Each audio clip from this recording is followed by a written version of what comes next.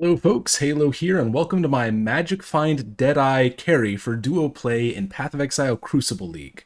I'm really excited about this build. This is what I will personally be starting along with Seek. We'll be playing this here. We're probably going to try to do some ball, lightning, arrow shenanigans too, just to test it and see how it feels.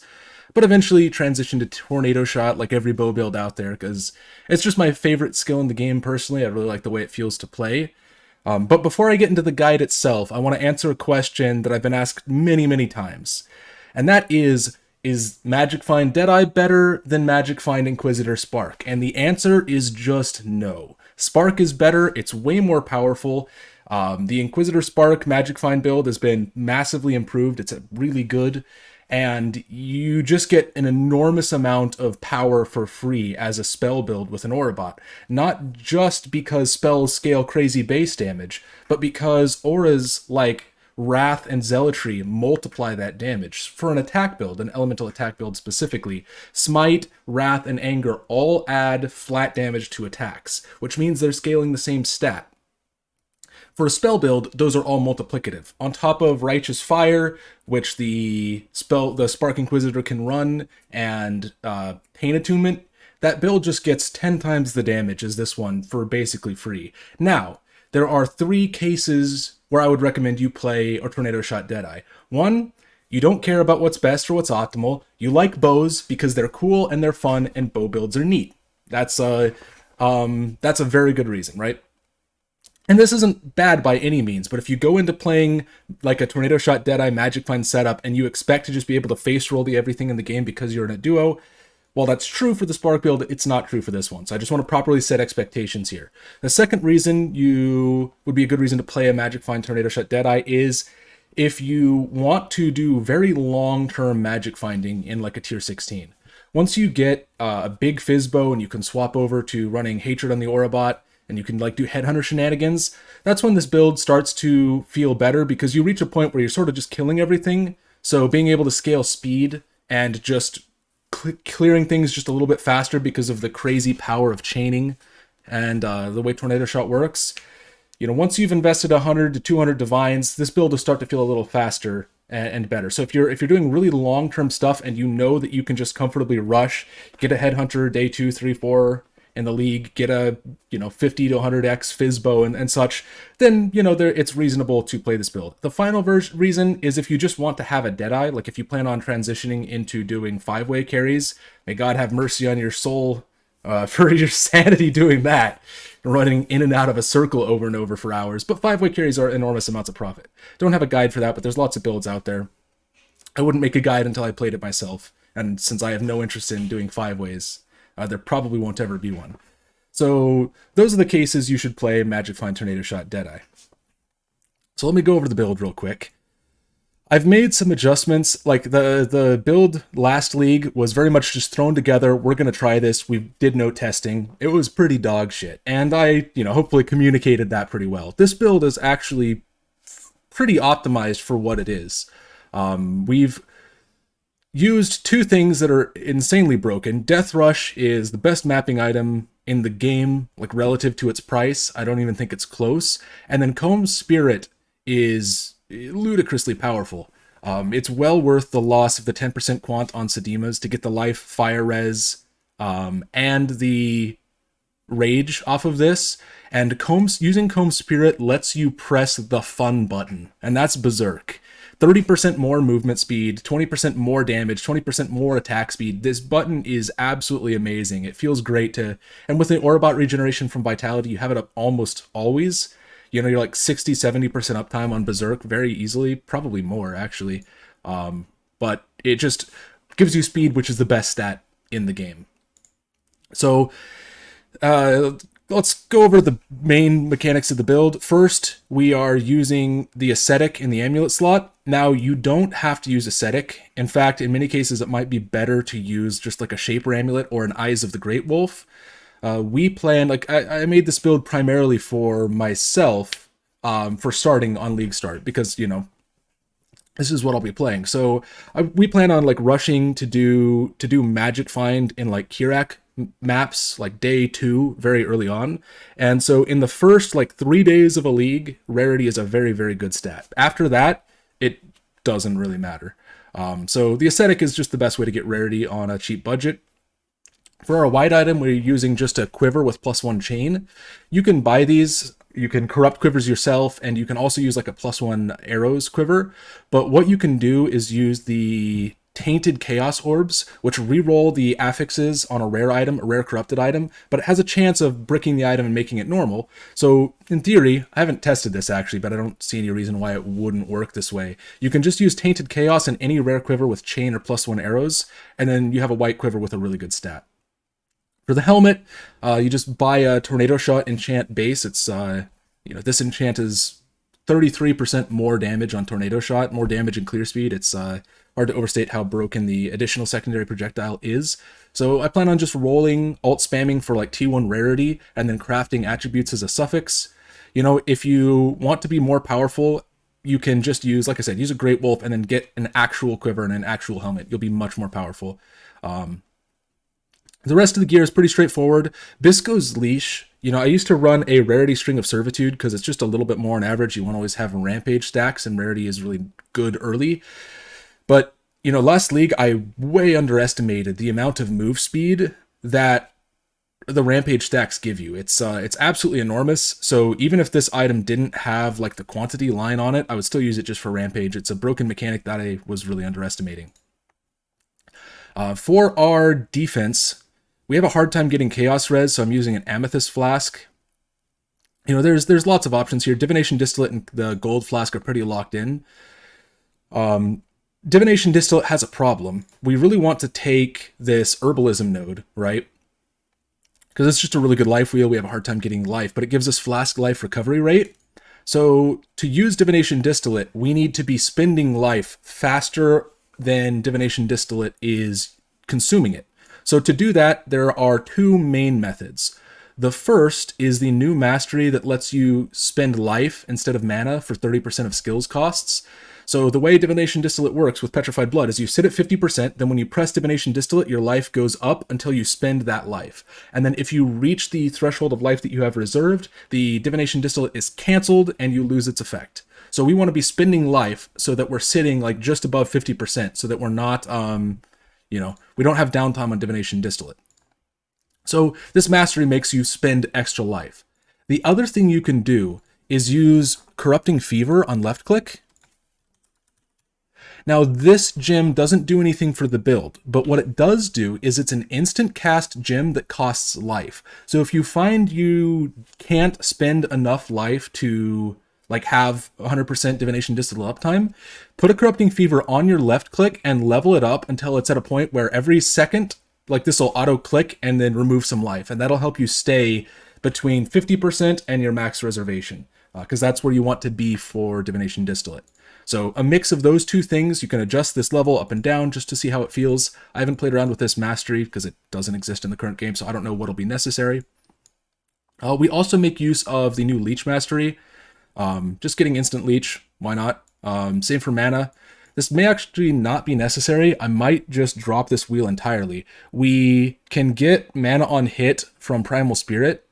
So, maybe the instant life leech isn't worth 3 points. You can just get Primal Spirit, ease up some attribute requirements, and get, adjust things later. Like don't run Thief's Craft, drop this, do this, and now you have 2 points to spend. We'll play around with it. I'm going into the league planning on using it to just see how it feels. Also, this Lethal Pride, I don't know if I don't think I can overstate how powerful a Lethal Pride in this slot is. We have 11 notables in range of this that we take, and like 3 more, right? Because we can take Acuity, Fervor, Survivalist, we can take Weapon Artistry, and if we're a physical, like a Fizzbow, Tornado Shot, we'll be like taking 1 or 2 of one of these. Possibly even 2. So Lethal Prides have some insane stats that you can roll. This is just the default one. It's not even anything special. And we have Leech's Life, which means, if you have some Leech, maybe that means you don't need Blood Drinker. You can get Endurance Charge on kill, which I always try to do in this Lethal Pride right here. Again, this isn't a special one. This is just it's very likely to get Endurance Charge. You can get double damage. You can get Strength. You can get max life. Here's example of double damage rolling. Literally just getting any random seed will be enormous for you. It also gives us a ton of strength. You see we're at 168. If we unspec this Lethal Pride, we drop down like 110 strength. So this, it's just ludicrously powerful. You can use the Find Timeless Jewel thing, select the nodes you want to search for, or, it's absolutely ludicrous. Last league I had one with like 15% double damage, 2 life nodes, endurance charge on kill, and intimidate, and I bought it for like a divine and a half. It's crazy powerful. Oh, let's see, what else? Ghost Dance, obviously important for running with an Aurabot. We run this Mark Mastery here to get Frenzy Charge generation. You can use Blood Rage to get your Frenzy Charge generation and remove this. There's also a couple other ways you can get Frenzy Charge generation, like on a Quiver, you can save points. But even without the Frenzy Charge generation, these nodes are just really good damage, 4.2% per point. So it doesn't feel too bad to take this wheel. Oh, and the Chaining Range nodes. Chaining Range is a absolutely broken mechanic. It doesn't do anything to your PoB, but it just makes your clear speed much better. Finally, Spell Suppress. The chance to suppress spell damage is lucky. Mastery is enormous. You can see we're getting 18% Spell Suppress on this. 95 Spell Suppress on a Deadeye that's fast, that has evasion, is not functionally different than 100%. It costs so much less to get, since we don't have to put extra points here or get Spell Suppress on gear. So, we always just want to take that. For a Cluster Jewel, it's just a Storm Rider for power charge generation. And then, if you can get one with Prismatic Heart, that's great. Extra Ellie Res and damage helps solve your resist problems. But if you can't, just getting Storm Rider is perfectly fine. Onto our skills. It's just a pretty standard Tornado Shot setup. I did like alt quality on, Anomalous with extra projectile speed probably feels fine. Default, actually, I'm not going to keep that in the PoB because it's not that important. Getting crit chance on Inspiration, this should be like piss cheap to just get Anomalous Inspiration. It costs almost nothing. Storm Rain. Our testing with Storm Rain and Focused Ballista last league was absolutely insane. Like with, even just on a 4-link, a Storm Rain Ballista setup was crazy single target damage. So if anything is not dying, you can just place down your Storm Rain totems and it's worth it. If you don't have a 6-link, a second 6-link, it's not a big deal. But that'll just make you feel a lot better on single target. We're using the Anomalous Blood and Sand for actual projectile speed, because this, not only is it 20% prod speed, which makes the secondary projectile shots on Tornado Shot go much further, it also double dips as damage because of the Bow Mastery that lets projectile speed also apply to damage, so prod speed is an insanely good stat for us. And that's about it for this version. I'm using a Chaos Resistance while affected by Purity of Elements Watcher's Eye. These are like a Divine or two. You just can't really get Chaos Resistance anywhere else, especially since they removed the one with Evil Wheel here and replaced it with Dogshit Life Recovery. Feels super bad. This was like my favorite wheel on the tree, just about. Felt really good to get a bunch of Chaos Resist for free, especially on a build like this that has a hard time getting it because we don't have actual items. So this is what I ended up doing last league as well. So, 45% Chaos Res is plenty good enough.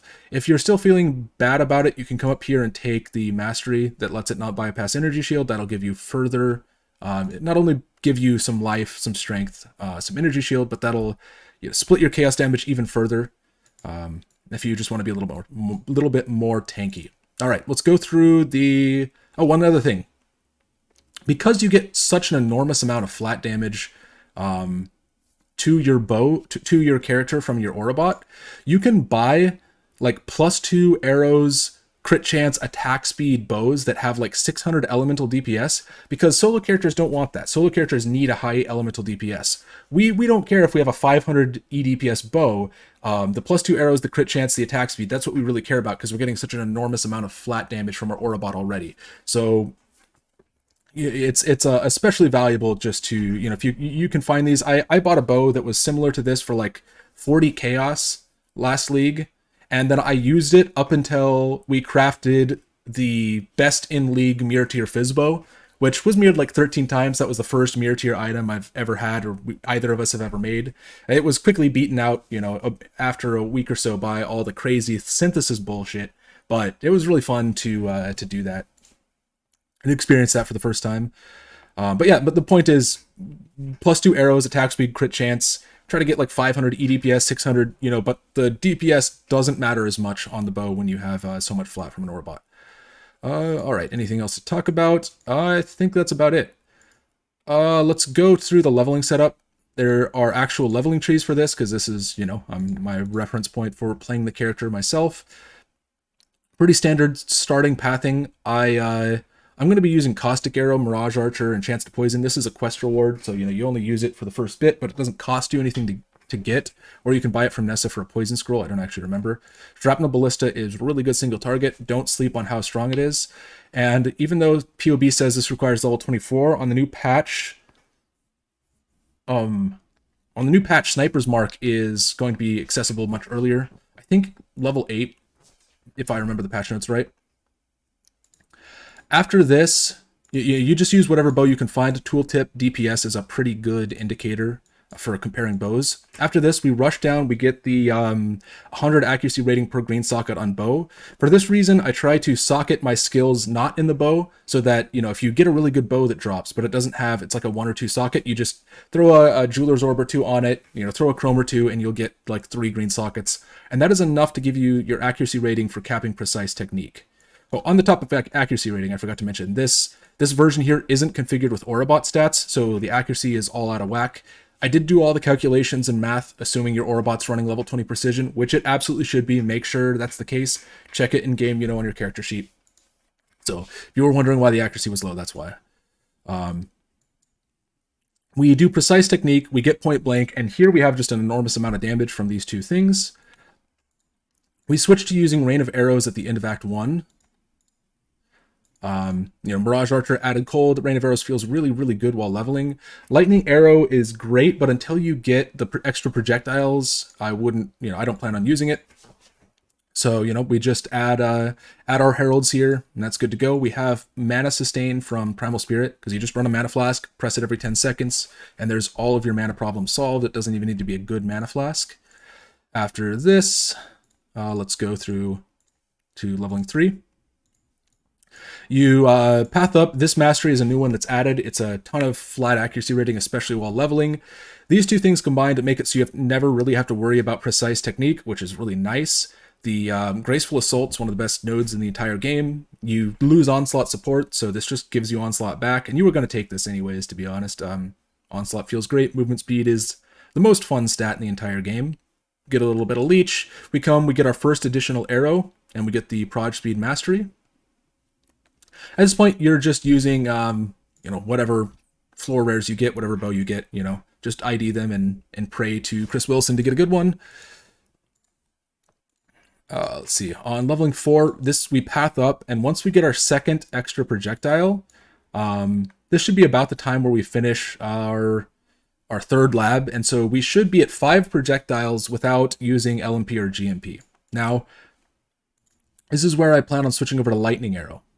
Let's see. This should have a 4 link. I'll add an extra link on these later. But once you have 5 arrows on Lightning Arrow, then you don't have to use GMP. You can still do it if you want, but this should make the damage on Lightning Arrow feel way better. And then we swap over to using Artillery Ballista from the Rain of, you know, I guess, yeah, we use Artillery Ballista in level 3. It's been a day or two since I did these leveling trees. I'll have to adjust leveling 4 here after the video. But, you know, keep in mind you can play around with it if you want to run GMP and Lightning Arrow, see if that feels better. I think this should be fine. I also plan on doing Vol Lightning Arrow because it should just be like a chaos to buy one off trade. Leveling 5 is where we are, you know, you have a Tabula, presumably. And you just get a bow with some flat Ellie. We're still not crit in this version. It's probably slightly better to be crit here, but I don't think you need to make the swap over to crit to map. It just depends on how you're feeling. There's a crit transition here, so depending on if you want to just keep pushing maps or you want to respec if you have enough currency, you want to put Artillery Ballista on your first 6 link, you know, when you get a Tabula, because this is going to carry your single target damage. On this tree, you know, a lot of people will path over and they'll take like Panopticon to get a little bit of totem life and a 5th Ballista totem. You know, we only get 4 because I don't think it's worth pathing down here and then making you spend way more respec points, like way more regret orbs transitioning into tornado shot. This is what I plan on doing. Yeah, feel free to adjust it to your liking. Once we swap over to the crit lightning arrow ballista, lightning arrow artillery ballista setup, this is where we pick up our first items. Comb Spirit is probably your biggest power spike in the entire game relative to what it costs. The Berserk button is the fun button. We're Berserk enjoyers here. And then Death Rush just feels excellent while mapping. You should be very careful not to over-index into Magic Find early. You want to already be doing the content that you want to farm, and then as you get currency, you swap out your gear with Magic Find stats. And if you just rush Magic Find early, it's very easy to hit a wall of progression where now you're too weak to progress, and you don't have the currency to upgrade the things you need to upgrade to overcome the weaknesses that the Magic Find items give. So the best early 2 Magic Find items are Bisco's Leash and Goldworms, and in my opinion, so this is what we'll be running. You're just running floor rares, anything you can get. Otherwise, there is a 6-link on Lightning Arrow in this setup. You don't actually need it. If you end up like not having a second 6-link, or maybe you only have a 5-link in your bow, or even a 4-link, it should still be just fine. We're still not using a Cluster Jewel setup yet because we want to farm up for our Tornado Shot setup. This version, I'm also using an Arcanist brand with Tornado Shot and Hydrosphere. It's just extra single target damage, and since a lot of your single target is coming from your artillery ballistas, this should just feel pretty good. And then, yeah, that brings us to the crit Magic Find Tornado Shot. One thing I didn't talk about was the Headhunter Fizzbow transition later on. I don't have a PoB for that because I don't know, it's just really hard to do. You get a really good timeless jewel, and then you just start upgrading your gear with corruptions. If you can get like a attack crit Comb Spirit, then you can change some things around. If you whether or not you want to run ascetic, that changes how you want to build the character. There's a lot that goes into it. By the time you have a Fizzbow, you're probably far enough into the league where you would rather just be running a Eyes of the Great Wolf for like 20 quant on your amulet instead of the ascetic, and then you can run actual good gear here. And so it's pretty I don't have time, and I don't think it would be particularly important. Like once you get to the point where you have a Fizzbow and a Headhunter, it's pretty easy to put that together. For your conversion, you just go over here, you get the Cold Mastery for conversion, the 40%, and then you use the Anomalous Tornado Shot, and now you're converting 100% of Fizz to Cold. So, but yeah, that's the Tornado Shot Magic Find Deadeye setup. That's what I plan on playing. Hopefully should do pretty well. Don't forget, don't sleep on Vol Lightning Arrow. It might turn out to just be really broken. So yeah, thank you guys for watching. Sorry the guides took so long to come out. We've been working really, really hard this last week just trying to get them out, but they needed a lot more time to be refined and polished off the new patch. And remember, this doesn't have the Aurabot stats, so these numbers will be actually higher. You can just import your Aurabot stats in the custom modifiers here or in your PoB to see your actual stats. So thank you for watching. I'll catch you guys later. Best of luck in Crucible. May all of you drop mini mirrors and apothecaries, because Crimson Temple, Defiled Cathedral, that will be your new home.